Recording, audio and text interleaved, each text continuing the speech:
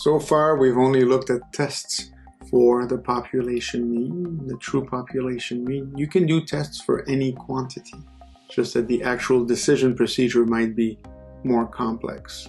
The decision procedure for the population mean is the easiest one, it's the simplest one. You can test for a proportion. A proportion is basically a mean.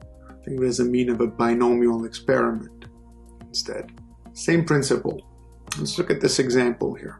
You ask a group of 100 adults, American Catholics, adults, if they favor allowing female priests. 60 of them answered yes.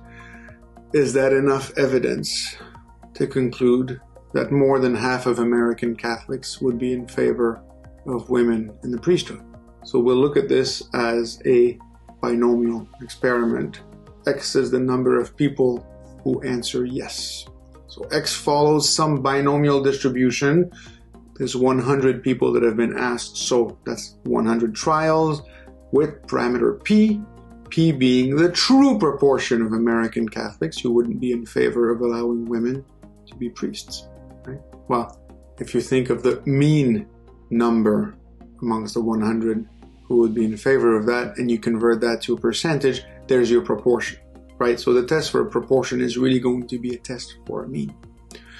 We'll test for the null hypothesis that the true proportion is 50%, 0.5, against the alternative that the true proportion is greater than 0.5.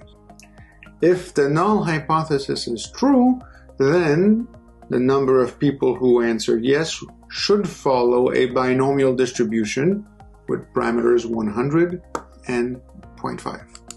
So the p-value that corresponds to the observed sample is simply the probability that x should be greater than what it is that you've observed, the 60. In particular, that would be the same thing as 1 minus the probability that x should be smaller than 60. Or if you'd rather, 1 minus the probability that x would be 59 or smaller. And here you can use the normal approximation to the binomial computations. You add 0.5 and you subtract the mean, then you divide by the square root of n times p times 1 minus p. You do the same operations on the 59, and what we've seen in one of the previous sections is that this is approximately given by the standard norm.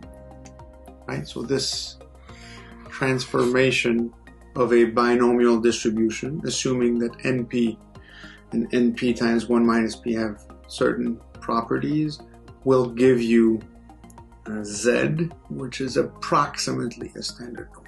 And you work it out.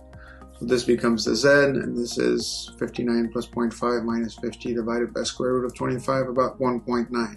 So you just need to go and look up the value, which tells you that the probability that x is greater than 60 is about 2.8%. And this plus 0.5 here is the correction term to the normal approximation of the binomial distribution. So make sure you look at the video for that specific section. You would reject the null hypothesis at 5% confidence, but